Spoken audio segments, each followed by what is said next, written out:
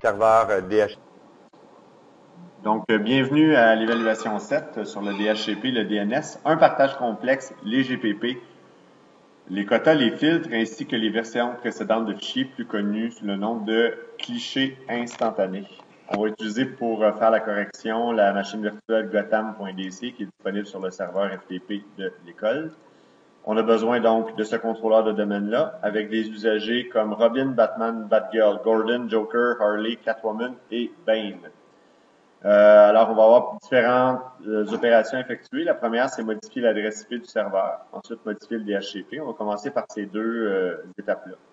Alors, la modification de l'adresse IP du serveur, on a le corrigé qui est juste en dessous, là. Alors, on doit modifier, on doit avoir une adresse de classe C pour un réseau local, puis le réseau doit pouvoir contenir 254 adresses en tout. Alors, quand vous faites votre planification, il s'agit d'utiliser une adresse de classe C, 192.168. Pardon. Ensuite de ça, vous pouvez écrire ce que vous voulez. Là, on peut choisir .100.0. Alors ça va être notre adresse de réseau, pardon. On va choisir un masque de sous-réseau de 255.255.255.0. Pourquoi? C'est que la partie haute va avoir 8 bits. 2 à la 8, 256 moins 2 égale 254. Moins 2, pourquoi? Pour l'adresse de réseau, qui est juste là. Puis, on va avoir l'adresse de diffusion, qui va être 192.168.100.255, qui est l'adresse de diffusion. Alors, on va faire cette configuration-là dans le serveur. On va tout de suite aller planifier notre DHCP, comme ça on ne reviendra pas. On va devoir faire un DHCP. On va devoir avoir une étendue avec la plage de 1 à 254, donc 192.168.100.1 jusqu'à 192.168.100.254. Des exclusions de 1 à 10 puis de 200 à 254, un bail de 4 jours. Le DNS, selon la configuration, ça va être notre serveur, 192.168.100.1, de façon à ce que nos clients reçoivent l'information pour résoudre les noms. Ce sera notre serveur qui résout les noms. La phrase n'était pas bien construite, là, vous m'excuserez. On est quand même mardi matin. La passerelle devra être votre serveur, donc 192.168.100.1. Quand j'ai indiqué ici l'adresse IP du serveur, évidemment, je l'ai sous-entendu depuis le début. Là, je ne l'ai même pas écrit dans la première section, mais techniquement, je devrais avoir quelque chose qui devrait ressembler à ça. Point 1, c'est égal au serveur que je vais appeler srvdc1.gotham.dc. Et il y a le rôle de contrôleur de domaine, DNS, DHCP, puis file server. Donc, dans ma planif, ça devrait être écrit de cette façon. Alors, j'y vais avec mon serveur. Je vais aller changer mon adresse IP.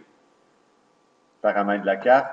Je me travaille uniquement sur le réseau interne. Je peux même, disons, désactiver la carte du réseau externe là, pour être certain que je ne travaille pas dessus. Je vais aller dans les propriétés. IPv4, propriété, et je vais changer mon adresse IP ici. Alors, pour une classe C, 192.168.100.1, un masque que je dois changer, il est à 128 bits UML. Il n'était pas 128 bits, il était à 255.255.128, ce qui équivalait à combien de bits? 25 bits. Alors, le DNS préféré, ça va être moi-même. Moi-même étant l'ordinateur, là. Je ne suis pas un ordinateur moi-même. Vous avez compris? 168, 100.1. Alors, on a un commentaire dans la salle? Ouais. La passerelle par défaut va être au niveau de notre client. Ça va être au niveau de notre DHCP. Ici, c'est un réseau où est-ce qu'il y a deux cartes réseau. La passerelle ne sera pas sur cette carte-là, elle va être sur la carte externe. La passerelle va servir à aller sur Internet avec l'autre carte réseau, donc j'ai pas besoin de passerelle ici. C'est une bonne question. Si on la met, toutefois, ce ne sera pas vraiment un problème, là, mais on va ajouter une route supplémentaire qui n'est pas nécessaire au niveau de la configuration de notre serveur. Une fois que c'est fait, évidemment, ça peut être problématique de changer une adresse IP sur un contrôleur de domaine. C'est pas naturel de faire ça. Donc, vous assurez de redémarrer le serveur.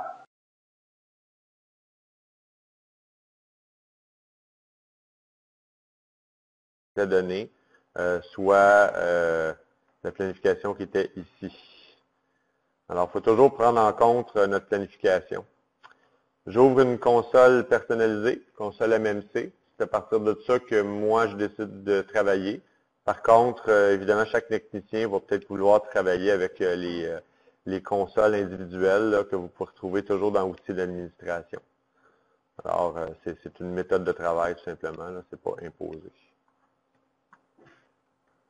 Il y a un petit délai de démarrage, on est à l'ouverture du serveur. Le DHCP est ici. Je vais aller dans IPv4, je vais aller supprimer mon étendue, parce que cette étendue-là n'est plus bonne. Alors, je vais configurer une nouvelle étendue dans IPv4. Je m'en vais l'appeler classe C, disons évaluation 7. Le nom est arbitraire, là, est propre aux techniciens. 192.168.100.1 jusqu'à 192.168.100.254. J'ai 24 bits de masse de sous-réseau, ce qui est le par défaut d'une classe C.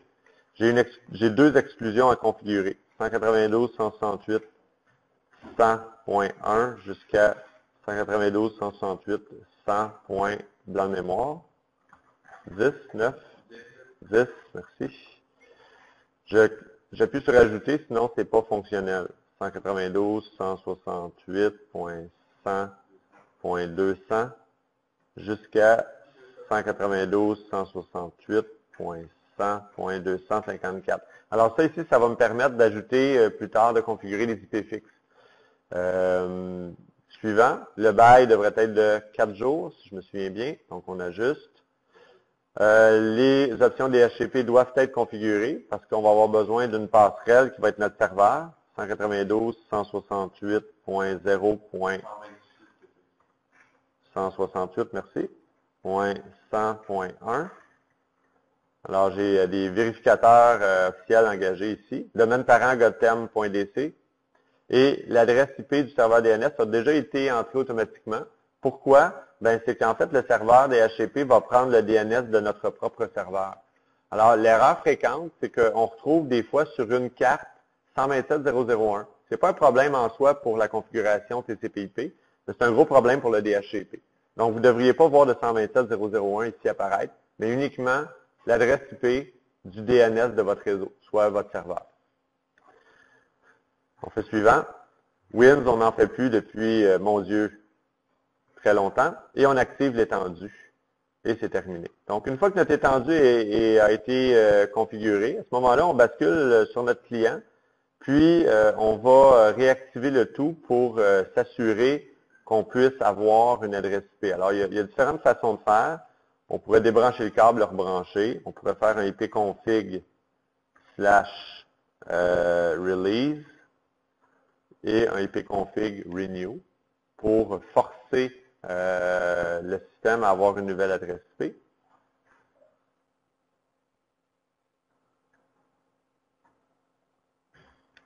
Et on lance un renew.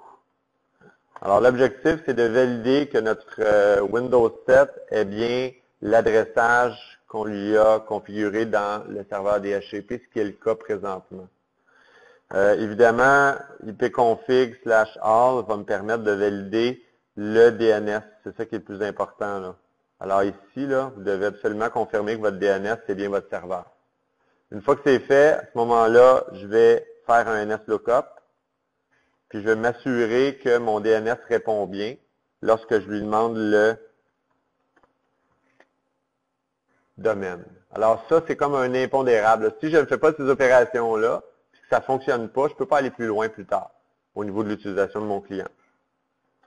Donc, ça répondait aux deux premières questions. Ensuite de ça, on avait créé un partage départemental, un partage plusieurs dossiers. Alors, je dois créer un partage qui s'appelle batfile. pointer sur un dossier situé dans le lecteur E de mon serveur. Bon, je peux tout de suite le faire, là. Évidemment, je peux tout de suite aller dans mon serveur, aller sur le lecteur E, puis aller me faire un petit dossier, là. Il n'y a aucun problème avec ça. On peut très bien vivre avec ça. Donc, dans Partage, je vais me faire un nouveau dossier qui s'appelle BatFiles. Je peux le mettre en majuscule, en minuscule, au niveau du nom de dossier, ça ne change rien. Donc, le partage va se situer dans ce dossier-là. Ensuite de ça, je vais analyser, disons, la demande. Alors, au niveau de la demande, je vais avoir besoin de différents accès. Alors, je vais avoir 3 dossiers là-dedans. Je vais avoir un dossier qui va s'appeler Batcave, un dossier qui va s'appeler repère de méchants, puis un dossier qui va s'appeler poste de police. Alors, je vais avoir des DL qui vont être associés à chacun des dossiers. Ici, je vais avoir un droit en modification nécessaire, puis ici, je vais avoir un droit interdit qui va être nécessaire. Alors, dès que j'ai 2 possibilités d'accès, ça veut dire que j'ai 2 DL à configurer. Alors, je vais tout de suite dans Active Directory Users and Computers. En anglais, en français, c'est Utilisateurs et ordinateurs Active Directory. Et je vais me chercher une unité organisationnelle où est-ce que je vais pouvoir déposer mes groupes DL. Alors, j'en ai déjà certains ici qui proviennent des exercices précédents. Ce n'est pas un problème. On crée un autre groupe, DL, SRV, DC1. Le partage, c'est pas Batfaz. Le partage, c'est Batcave. C'est le nom du dossier qui va recevoir des permissions particulières. Et je vais avoir besoin d'un read-write ici. Alors, je copie ça. Je m'assure que c'est un domaine local. Je fais un autre groupe. Je l'appelle Batcave Deny. C'est l'autre droit que j'ai besoin de configurer. Je fais toutes mes DL en premier. Je bascule dans mon exercice. Repère méchant va avoir 3 droits. Modif, lecture, exécution, c'est un peu comme le read-only qu'on fait habituellement. Donc, on n'a pas de changement par rapport à ça. Puis, modification, c'est read-write. Donc, j'ai 2 droits, 2 permissions minimum pour repère de méchant. Alors, on y va avec 2 groupes. Au lieu de Batcave, évidemment, la ressource... Hop là, je viens de faire... je viens d'enregistrer quelque chose. Batcave Deny. Et ça sera pas Batcave, ça va être rep mesh. Repère des méchants. Alors, on fait juste évidemment, là, j'ai mal nommé mon fichier, puis j'ai comme appuyé sur Entrée par inadvertance. Alors, j'ai mon rep mesh deny. Maintenant, je vais avoir un nouveau groupe qui va s'appeler ReshMep deny. Pardon. DL, SRV, DC1, rep, mesh, read-write. C'est l'autre droit que j'ai besoin. Toujours du type domaine local. Et là, vous faites attention ici, vous regardez là, dans mon avant-dernier groupe, rep mesh deny, j'ai fait un groupe de sécurité globale sans faire exprès. Donc ça, il faut le recommencer. Ça arrive des fois, on s'empêche d'un bouton, mais c'est juste qu'il faut en être conscient. Donc, je vais supprimer ce groupe-là, puis je vais me faire un autre groupe. Ça va vite un petit peu. Alors, le deny n'était pas bon, c'est un global, on veut un domaine local. Alors, j'ai mes 2 groupes nécessaires pour arriver à mon besoin. Finalement, j'ai le poste de police à configurer, j'ai besoin de 3 groupes. Un groupe qui va être read-write ici, modif. Lecture et suppression, je vais l'appeler read-write-del. Donc, je veux, read-only-del. J'ai presque eu les mains levées ici de consternation puis de ici, read-only-del, c'est pas utile dans la vie, là, mais vraiment pas utile. On en est conscient ici, mais c'est bon pour pratiquer, disons. Fait que c'est vraiment, ça fait partie de la catégorie, c'est un exercice, ne posez pas de plus de questions. Alors, je peux juste lire et supprimer. Très, très le fun. Alors, c'est interdit aux psychopathes. Alors, je vais avoir 3 groupes à créer pour ça. J'y vais avec SRV, DL, SRV, DC1, police, read-write. Ça va être pour mon premier qui va me donner un accès en écriture complète. Je me fais un deuxième qui va être aéro-del. Donc, la lecture et suppression. Et je me fais un troisième qui va être deny. Pour les méchants, faites attention, quand on fait un deny, le droit négatif supplante le droit positif. Alors, on peut faire ça pour donner une sécurité renforcée à un accès ou pour carrément barrer un accès d'un utilisateur qui est admin. On peut faire ça aussi. Une fois qu'on a tous nos groupes DL, on continue de lire. On a des GL ici associés à nos DL. Alors, super-héros va avoir le droit de modifier partout. Donc, on va aller configurer ça. Pardon, j'ai bien des fenêtres ouvertes. On va placer ça de côté comme ça. On va placer ça de côté comme ça. OK. Donc, maintenant, je vais aller chercher mes super-héros qui sont Bruce Wayne, Robin, Batman et Batgirl. Batman, Robin et Batgirl, c'est bien. Je vais m'assurer qu'ils ont des droits. Alors, ça ici, ça fait partie d'un ancien exercice. Je peux les laisser là, c'est pas très grave. Je vais ajouter par contre Batcave, repère méchant puis police en read-write. Fait que je vais chercher mes DL. Je vais prendre mon Batcave en read-write. Avec la touche contrôle enfoncée, je vais sélectionner police, read-write, puis repère des méchants read-write. Fait que j'ai 3 groupes read-write selon l'exercice qui est ici. Je les ajoute. C'est tout. Je fais OK. Ici, j'ai les policiers et les enquêteurs qui ont repère méchant en aéro. Alors, les policiers, c'est James Gordon. Ils ont repère méchant en aéro. Rep mesh. Lecture et exécution. Je pense que je me suis trompé. J'ai fait juste un read-write puis un deny au niveau de rep mesh. Alors, j'aurais pas dû faire un deny, j'aurais dû faire un aéro en plus. Fait qu'il me manque un groupe ici. J'ai un deny, il n'y a pas d'affaire là. Je peux pas le mettre. Fait que ce que je fais, c'est que je mets une pause. Je rajoute mon groupe. Rep, mesh, aéro. Il n'existait pas pour petit. OK, on recommence. On retrouve donc nos polices qui sont membres de DL, rep, mesh, aéro. Pouc. Et les polices sont membres de poste de police aérodel. Police aérodel. Excellent. Je fais la même chose avec les enquêteurs. Les enquêteurs, c'est, j'ai ici Superman, puis Robin.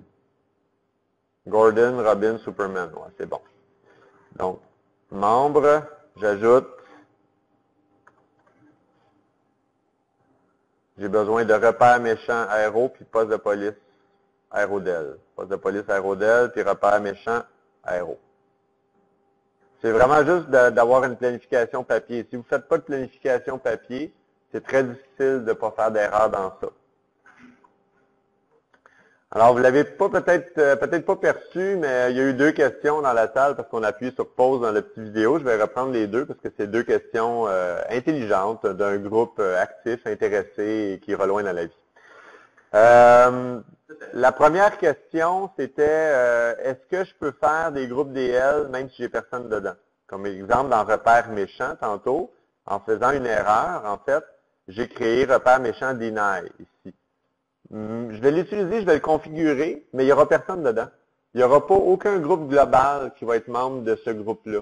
Alors, c'est un besoin potentiel. Alors oui, on peut faire ça, on peut créer des besoins potentiels, il n'y a aucun problème. Il faut aller même des fois au-delà de la demande initiale, ce qui est une bonne chose. L'objectif avec le AGDLP, c'est qu'au quotidien de la gestion, on n'ait jamais joué dans la sécurité NTFS. On configure l'ensemble de nos droits et permissions avec des groupes DL qu'on ne touche plus par la suite. L'autre question qui est arrivée, on me disait que je parlais de l'addition des droits. J'ai parlé de l'interdit qui va outrepasser tous les autres droits. Mais il y a aussi un concept, c'est que les droits vont s'additionner. Alors, on me posait la question, on me disait Robin est dans les enquêteurs, puis Robin est un super-héros. Donc, dans les enquêteurs, Robin va hériter du droit de lecture seul ici, mais il va hériter du droit de modif ici. Quel sera son droit final? Ben, modif. Alors oui, quelqu'un qui va cumuler différents, différents rôles, ben, va avoir le droit le plus fort qui va lui avoir été donné via son rôle. La phrase était dure à comprendre. Hein. J'ai ici des non-verbales, là, c'est pas le contraire, je sais pas, là. Encore peut-être. J'aurais besoin de deuxième café. Mais c'est ça. Donc, exemple, là, la journée où est-ce que Robin il va être à la CSST, puis il ne pourra plus être super-héros, ben, on va y enlever ses droits de super-héros, puis là, il va juste être enquêteur. Donc, ses droits vont être réduits. Alors, j'ai juste besoin d'apprendre Robin puis de l'enlever du groupe de super-héros, ce qui est très, très logique du point de vue de l'administration réelle de l'entreprise. C'est pour ça qu'on vous enseigne à fonctionner de cette manière-là. Il faut être au courant. On additionne les droits. Oui. Ceci dit, je dois maintenant faire mon partage, hein, parce que, bon, on jase, là, mais il faut maintenant s'attaquer au partage et aux permissions. Alors, on y va avec le partage. Alors, moi, j'aime bien travailler avec le petit utilitaire dossier partagé. Je trouve ça très sympathique. On fait un nouveau partage.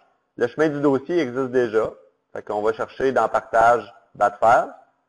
Vous avez remarqué que je ne fais pas tout de suite mes sous-répertoires, mes sous-dossiers. Je vais les faire après. Vous allez comprendre pourquoi. La magie va s'installer. Le nom du partage, je le laisse pareil, .file. Pourquoi pas avoir un partage qui est en lien avec le dossier, c'est bien. Description, les fichiers de Gotham. Les paramètres en connexion n'ont pas été demandés d'être modifiés, fait que je les laisse par défaut. Je fais suivant. Je modifie les autorisations. J'ai deux autorisations modifiées, partage et sécurité NTFS du dossier de tête. Alors, j'enlève tout le monde et j'ajoute les admins du domaine avec un contrôle total et j'ajoute les utilisateurs, qui est comme un groupe DL, celui-là. Et le groupe utilisateur, je lui donne le droit de modifier.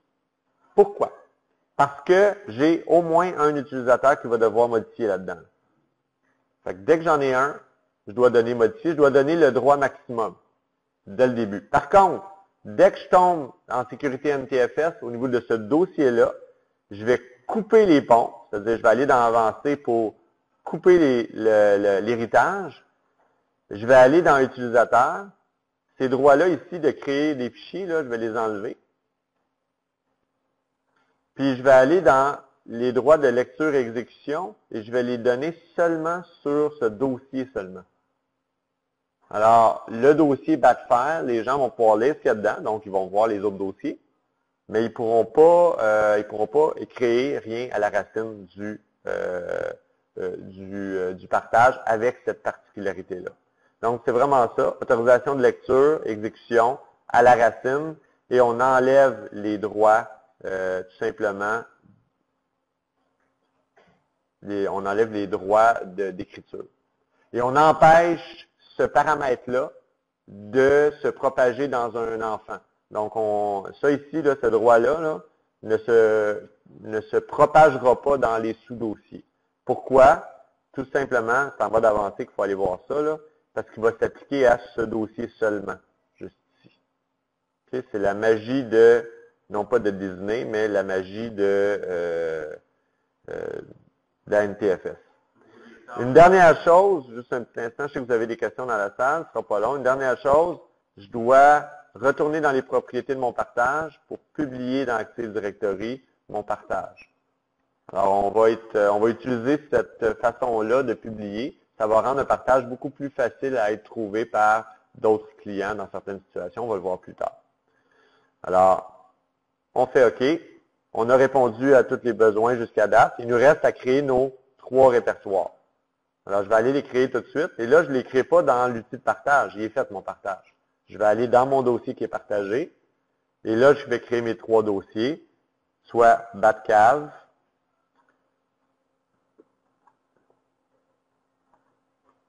soit repère méchant, Là, je peux l'écrire, je peux mettre un espace même. Là. Je peux mettre des accents. Ça ne dérange pas, parce que je ne suis pas un nom de dossier. Je veux dire, c'est pas un nom de partage. Je peux mettre des accents, il n'y a pas de problème. Poste, police. Je peux mettre même des espaces. Fait que Batcave, poste police, repère méchant. On y va avec les NTFS de Batcave.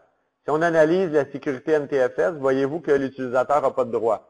S'il y en a, c'est pas grave, on les enlève. Alors, ce qu'on va faire maintenant, c'est qu'on va faire modifier. On va ajouter quoi? On va ajouter nos DL de Batcave, tout simplement. Et là, c'est la partie la plus simple. Batcave deny, read write. Tac. À read write, je donne les droits de modifier. Puis à deny, je donne les droits de refuser. Tac. Appliquer. Oui, je le veux. OK. Fini. Poste de police. Propriété NTFS, sécurité. On modifie. On ajoute. DL police sont où? Sont là nos 3. 1, 2, 3. On les prend les 3. On les ajoute d'un coup. On va chercher notre deny. On lui donne deny. On va chercher notre read write. On lui donne modification. Puis celle-là, il faut aller absolument et invariablement en mode avancé pour le mettre. Donc, read only et delete, on ne pourra pas le changer ici. Alors, on va faire appliquer pour l'instant. On va aller dans avancer. Et read only et delete, il est ici. Alors, présentement, il est en read only. OK? Mais je donne le droit de suppression à la main. Je fais OK. J'applique. Je le veux. Fini. Terminé. Si jamais vous aviez laissé des utilisateurs passer à travers, il aurait fallu que vous coupiez l'héritage à chaque dossier. Mais comme on ne l'a pas mis utilisateur, on a mis ce dossier seulement en haut, alors vous n'avez pas besoin de mettre de couper l'héritage. Ça va plus vite. Propriété, sécurité, on modifie, on est dans le repère cette fois-là. Les DL toujours. Le repère des méchants, rep mesh. J'ai 3 permissions de base à donner. Deny, je mets deny. Arrow, je laisse par défaut. Et read write, je mets modifier. Bingo. Oui, je le veux. C'est terminé. Alors, GDLP vient d'être fait. J'ai publié ce partage-là. Personne à part les administrateurs ne doit pouvoir écrire à la racine. Puis, je m'assure de donner les droits suivants. C'est fini. Je dois tester chacun de mes utilisateurs. Ce que je ne fais pas pendant la vidéo, là, mais testez-le. OK? Diffusion de la ressource sur mes clients en utilisant une GPP. Alors, je dois travailler principalement sur tout Gotham, parce que j'ai des bons et des méchants à aller chercher. Donc, dans gestion des stratégies de groupe, dans le domaine, je vais aller chercher l'unité organisationnelle Gotham, dans laquelle je vais créer et lier un objet GPO. Je vais l'appeler GPP, en fait. Je vais l'appeler map batfiles, simplement. Ça veut dire que je vais attribuer une lettre à batfiles, au partage. Je vais aller modifier ma GPP. Je vais aller du côté utilisateur, préférences, paramètres Windows, ma page de lecteur, et je vais créer un nouveau lecteur mappé. Sur quoi? Bien, sur tout simplement //srdc1 /batfiles que je vais connecter sur, je ne me souviens plus quelle lettre, F. Faites attention, F c'est un peu limite là. S'il y a plusieurs partitions, des clés USB, ça va être problématique, mais s'il est libre, ça va être correct. Sinon, si on n'est pas certain, là, on peut utiliser le premier disponible en commençant par la lettre I, mettons. On pourrait faire ça, mais évidemment, ça se pourrait qu'il y ait des utilisateurs qui n'aient pas le I. Donc, du point de vue administration, c'est un peu problématique. Donc, on fait un lecteur mappé. Oups là, excusez. Donc, DC1 batfile, on mappe ça sur le F. On peut faire afficher le lecteur, on peut faire appliquer tout de suite et aller dans commun pour répondre aux besoins de ciblage. Alors, on a un besoin de ciblage ici, qui est cette configuration ne doit s'effectuer que si un client est un ordinateur Windows 7, peu importe la version. Donc, on a un ciblage au niveau de l'élément à configurer au niveau de cette GPP-là.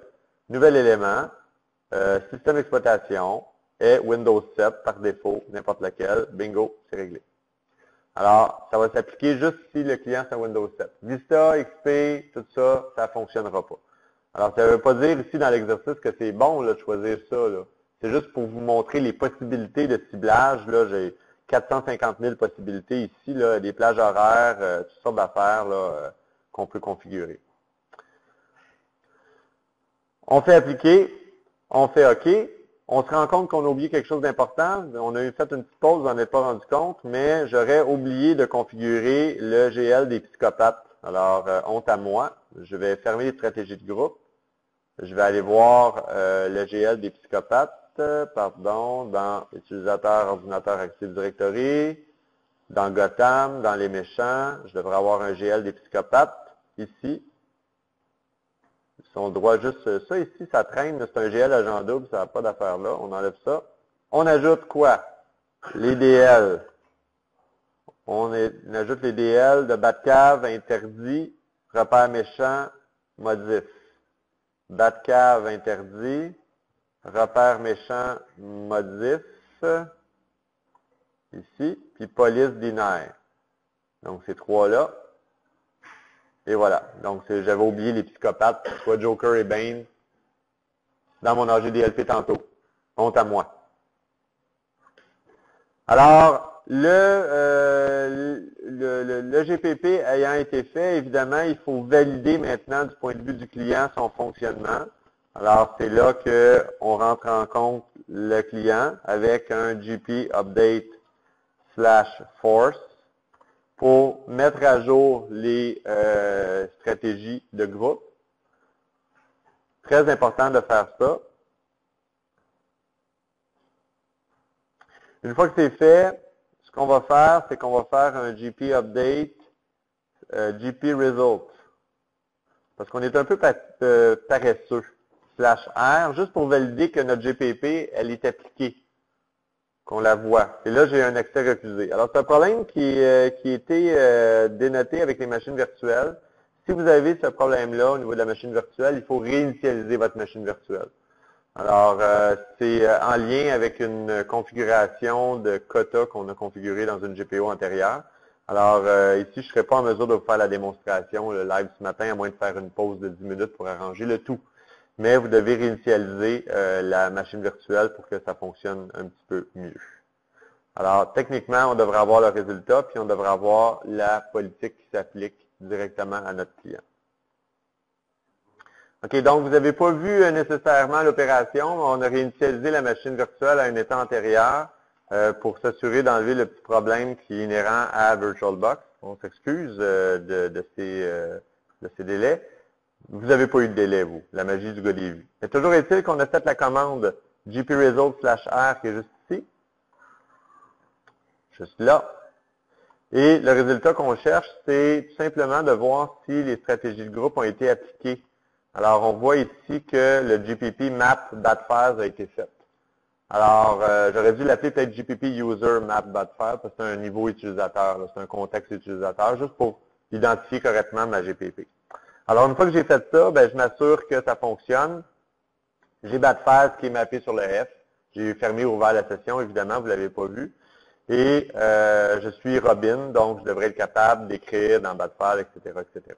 Donc, c'est vraiment comme ça qu'on va vérifier nos accès clients. Donc, la diffusion de la ressource est faite. On va configurer des quotas de certains dossiers. Alors, pour configurer les quotas de la machine virtuelle, on va aller sur le serveur. Au niveau du serveur, ce qu'on va faire, c'est qu'on va utiliser un utilitaire qui s'appelle, qui n'est pas ici. Donc, on va ajouter, tiens, ajouter, supprimer un composant logiciel affichable. On va agrandir ça un petit peu pour voir les noms. Et c'est gestion du partage et du stockage. Alors, on ajoute l'utilitaire. Gestion des ressources du fichier, hein, c'est bien ça. Je me suis trompé, désolé, merci. Il y a des échos dans la salle qui me ramènent à l'ordre. Gestion des ressources du serveur de fichiers. Pardon. Alors, on enlève gestion des partages et du stockage. On fait OK. Gestionnaire de ressources, on l'ouvre. C'est là qu'on peut faire des quotas. Alors, très simple les quotas. On va créer un quota maintenant dans partage BATFile. On s'en va dans BATCAV, je crois. On va aller voir l'exercice parce que là, de mémoire, poste de police à 50 mégaoctets maximum sans surveillance. Alors, poste de police, on fait un quota personnalisé, inconditionnel à 50 mégaoctets, puis on l'appelle poste de police 50 max, en l'honneur des dernières étiquettes que j'ai eues, où est-ce que je n'ai pas respecté le 50 max. Alors, on ne met pas de seuil d'identification, qui serait l'équivalent des avis, et on fait OK. Tout simplement. On pourrait créer un modèle, on ne le fera pas nécessairement présentement, là, donc enregistrer le quota sans créer de modèle. Alors, j'ai ici mon modèle. OK, donc il est ici, tout simplement.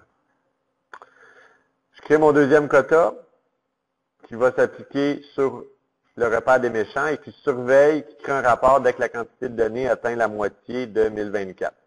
Alors, je fais un quota sur repère des méchants, BATFAS, repère des méchants, qui va être personnalisé de 1024 MB. C'est un quota conditionnel. Donc, il n'y aura pas de. Les utilisateurs vont pouvoir dépasser la limite. J'ajoute un seuil qui est de 50%. Et à 50%, je veux qu'il y ait un rapport de créer avec, disons, l'ensemble des fichiers qui sont là pour pouvoir analyser le tout. Je pourrais même envoyer le rapport à un admin. Je fais OK, créer. Et je crée ça sans créer de modèle. Alors, j'ai mes deux quotas qui sont créés juste ici. Filtrer certains fichiers maintenant. Je veux empêcher tous les dossiers partagés, donc il faut que je travaille au niveau de BATFile, de créer un fichier de type MP4, AVI, puis MOVE, puis d'envoyer un courriel à batman.gotham.dc en cas d'essai. Alors, ça ici, je m'en vais dans mes filtres de fichiers. Je vais faire un nouveau filtre de fichiers sur partage BATFile. Je vais définir les propriétés personnalisées. Je vais créer un groupe de fichiers que je vais appeler, disons, BATFiles audio, mettons. Et je vais bloquer des fichiers de .avi, .move et je ne sais plus quoi. MP3. C'est plus vidéo qu'audio finalement, hein? Vidéo. MP4. Alors, .mp4. J'ajoute. Alors, j'inclus ces fichiers-là dans le filtre et je sélectionne ce groupe-là comme étant actif. Lorsque quelqu'un s'essaye, je vais recevoir un courrier électronique, donc je vais envoyer un courrier électronique à qui? Ben, à Batman. Évidemment, ça ne fonctionnera pas, là. On s'entend que c'est juste une simulation. Gotham.dc. Tout simplement. OK? Donc, on fait OK. Et on a un avis qui me dit qu'aucun serveur SMTP n'est configuré pour stocker. C'est très intéressant. Un serveur SMTP est vital pour pouvoir envoyer un courrier électronique. Donc, dès que vous utilisez ces fonctions-là, il faut absolument configurer un serveur SMTP pour que ça fonctionne. Alors, voulez-vous continuer? Oui, quand même. Je ne crée pas de modèle. Je fais OK. Je pense que si on va dans Action ou dans Options, en quelque part du gestionnaire, il y a les options du gestionnaire. Puis dans les gestions du gestionnaire ici, vous pouvez rajouter l'adresse du serveur SMTP. Donc, si vous avez un serveur Exchange qui agit comme serveur SMTP, ben, exemple, exchange.gotham.dc, disons, par exemple, ça peut être le nom ou l'adresse du serveur SMTP pour pouvoir envoyer effectivement le courrier électronique. Donc ici, dans la classe, on n'a pas de serveur SMTP fonctionnel, là, donc on ne peut pas faire cette démonstration-là. Mais on clique droit sur gestionnaire de ressources, on va dans les configurer les options, c'est là qu'on va configurer le SMTP. Et oui, il faut qu'il soit fonctionnel, le serveur SMTP. SMTP veut dire Simple Mail Transfer Protocol.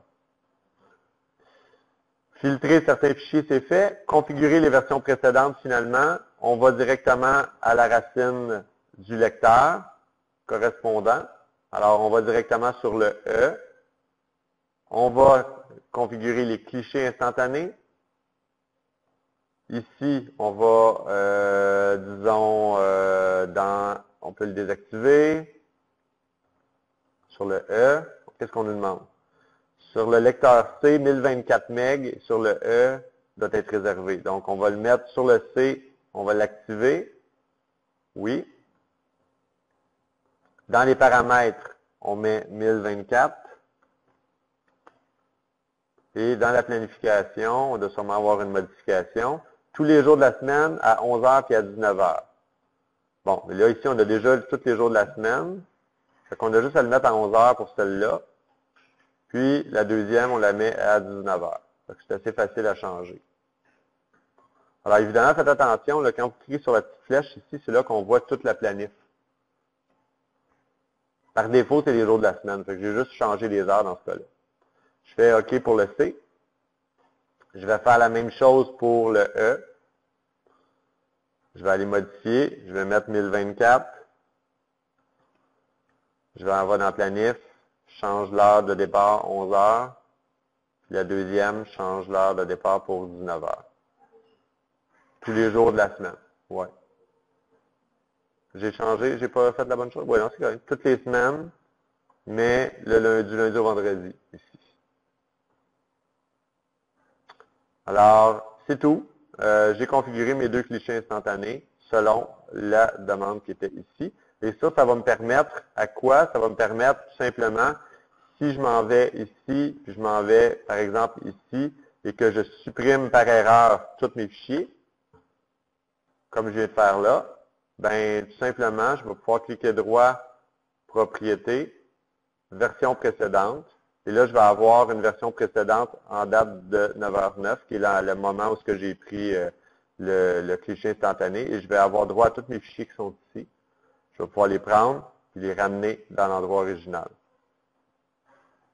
Tout simplement. Alors, ça me permet de restaurer des fichiers que j'ai supprimés, et le client, l'utilisateur est capable de faire ça tout seul. Et lorsque je suis en mode de récupération, vous voyez la date de prise du cliché instantané qui est en haut de l'explorateur Windows. Alors, c'était les clichés instantanés. Alors, ça termine un peu la correction de l'exercice 7, qui est un exercice qui est obligatoire et à remettre.